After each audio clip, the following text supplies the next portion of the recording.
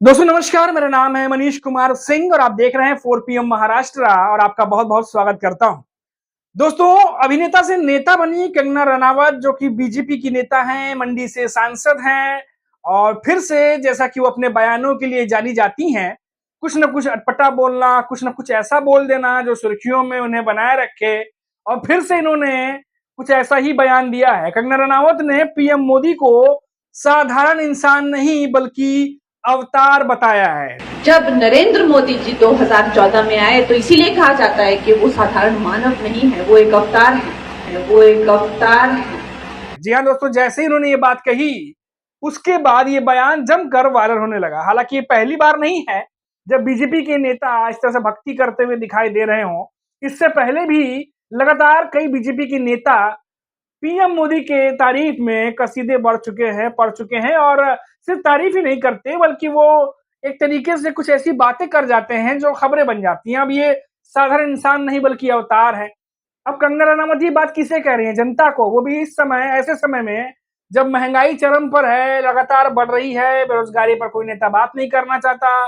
दूसरी तरफ trade war छिड़ा हुआ है, शेयर मार्केट गिर रहा है। इस सारी सिचुएशन के बीच में बीजेपी के नेता कंगना रनावत ये कहती हैं कि पीएम मोदी कोई साधारण इंसान नहीं है बल्कि अवतार है। ये तो मैंने एक ही लाइन बताई। आपको बताता हूँ कि उन्होंने और क्या-क्या कहा है।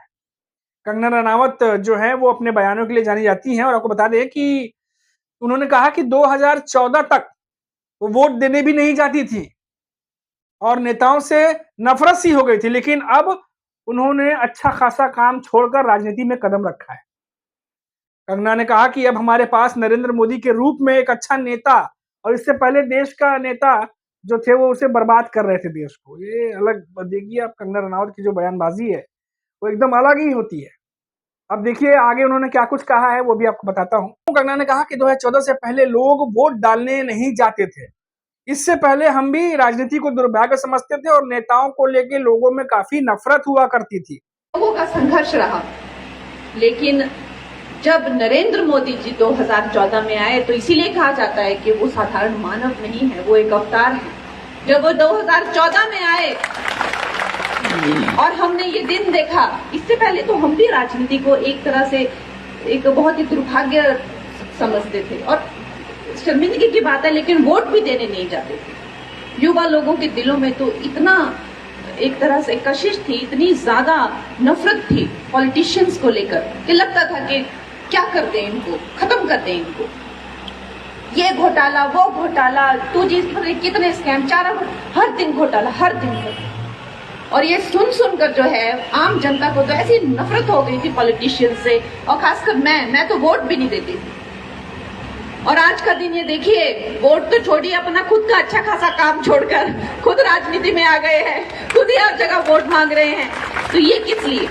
क्योंकि हमारे पास जो नेता हैं नरेंद्र मोदी जी, जो ये सरकार है, हम भी इस ऐतिहासिक वक्त का हिस्सा बनना चाहते हैं। जब हमारे भारतवर्ष का उद्धार हुआ था, ये ऐतिहासिक वक्त हमेशा इतिहास में याद रखा जाएगा कि जब ये भारत तो आजाद हुआ होगा तब, लेकिन असली आजादी जब इसका उद्धार हुआ तो इस वक्त पे हुआ। तो हम भी जो है इसका हिस्सा बनना चाहते हैं। अब देखिए, उनका कहने का मतलब 2014 के बाद जब देश के प्रधानमंत्री नरेंद्र मोदी बने तब से सब कुछ बदल गया है। ये कंगना रनावत को वो ऐसा लगता है और वो ऐसा कह रही है। अब देखिए आगे की खबर मैं आपको बताता हूँ दोस्तों कि कंगना ने कांग्रेस पर जमकर हमला बोला। कहा कि कांग्रेस के राज्य में हिमाचल प्रदेश की कानून व्यवस्था बेहद खराब हो गई। उन्होंने कहा कि अपने प्रदेश की दुर्दशा देखकर उन्हें बहुत दुख होता है।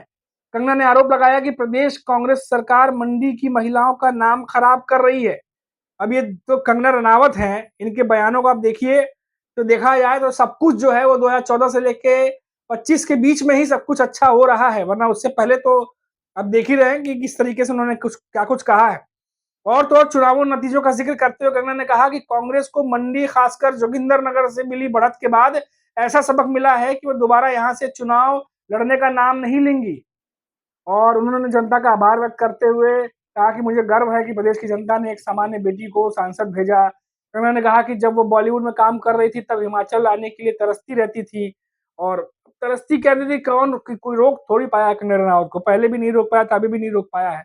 लेकिन दोस्तों बात ये है कि इनके जो बयान हैं, उन बयानों को अगर हम देखें 2016-17 से लेकर के लगातार, तो वो कई बार ऐसी बयानबाजी करती हैं जो आमतौर पर लगता नहीं कि कोई सांसद जो है वो ऐसी बयानबाजी कर रहा होगा।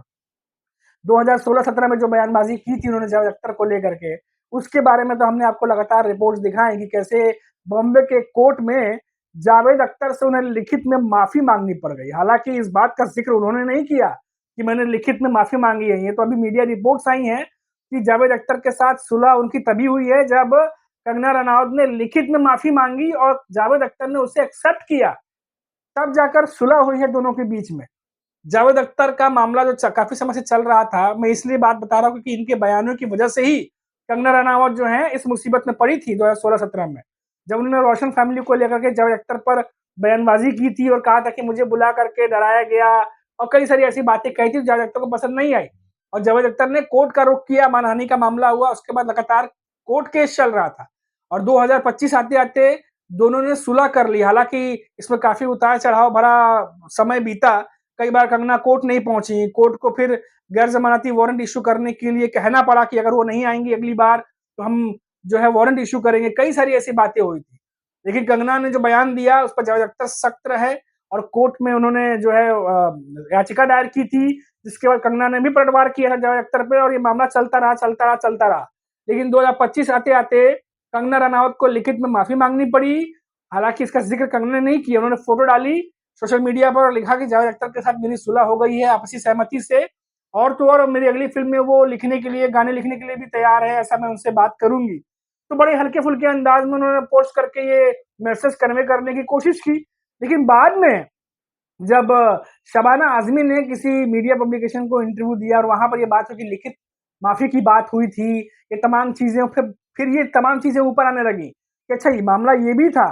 फिर बीच में डॉक्यूमेंट वायरल हुआ कि इस डॉक्यूमेंट पे देखिए कैसे माफी उन्होंने मांगी है, जावेद अख्तर ने अप्रूव किया है, माफी दी है, उसके बाद ये सुलह हुई है। तो ये पूरा जो मामला था ये इस तरीके से घूमा तो साफ तौर पर लगा कि कंगना रनावत जो है ये मामला कहीं ना कहीं आधा छुपा गई और आधा दिखा गई। अब ये मामला उनके बयान से जुड़ा हुआ था, अब देखिए फिर से वो ऐसा बयान दे रही है। लेकिन खैर इसमें नया क्या है, वो तो पीएम मोदी खुद लोकसभा चुनाव के दौरान ये बात कह चुके थे कि उन्हें लगता है कि वो बायोलॉजिकल है या नहीं है और अवतार है। ये कोई बीजेपी में कोई नई बात नहीं है नेताओं को कि जब इस तरह की बातें करते हैं। कई सारे बीजेपी के नेता ऐसा पहले भी कह चुके हैं और लोगों को कहते हैं कि वो अवतार है, अपनी इच्छा रखते हैं, अपनी बातें रखते हैं। हालांकि इस समय जो मौजूदा स्थिति है वो इतनी गंभीर है कि आम जनता उससे पस्त है, त्रस्त है। लेकिन ये सांसद जिसको जनता ने चुना है, ये जनता की तकलीफों पर बात कम ही करते नजर आते हैं। ना वो महंगाई पर बात करते हैं कि भाई ये महंगाई जो बढ़ती चली जा रही है बेतहाशा, जिसमें गैस सिलेंडर के दाम 50 रुपए हो गए हैं, पेट्रोल डीजल के दाम बढ़ गए हैं, इसे कैसे कंट्रोल किया जाएगा, क्या कोई विजन है? इस पर कोई सांसद बात नहीं करता क्योंकि उन्हें कोई विजन तैयार करने की जरूरत ही नहीं है। ये तो ऊपर के नेता फैसला करेंगे। ना ही उनके पास विजन है और ना ही वो विजन पर बात करना चाहते हैं, ना ही कोई अपनी प्रतिक्रिया या टिप्पणी देना चाहते हैं। अब भाई बैंक में आप चाहिए तो मिनिमम बैलेंस वाला देख लीजिए, अभी लागू हो गया है। मिनिमम बैलेंस पर आप ज्यादा पेनल्टी भरनी पड़ेगी। एटीएम से जाकर के अगर आपका बैंक अकाउंट है और दूसरे किसी बैंक के एटीएम से पैसा निकालते हैं, आप ज्यादा पैसा भरिए उसके लिए भी। इस पर कोई आपसे कोई बातचीत नहीं करेगा, ज्यादा पैसा भरते रहिए आप। नौकरी की बात तो कोई करता ही नहीं है, कब तक कितनी रोजगार क्रिएट करे जाएंगे इसको लेकर कोई बीजेपी का नेता बात नहीं करता। लेकिन हाँ, 2014-15 के बाद से एक चीज को लेकर के बात जरूर हो रही है और वो है पीएम मोदी को अवतार बताने का, जैसा कि अभी कंगना रनावत ने कहा। और इसीलिए ये जो बयान है अब ये वायरल होता चला जा रहा है। अभी के लिए इतना ही। आप देखते रहिए 4PM महाराष्ट्र। नमस्कार।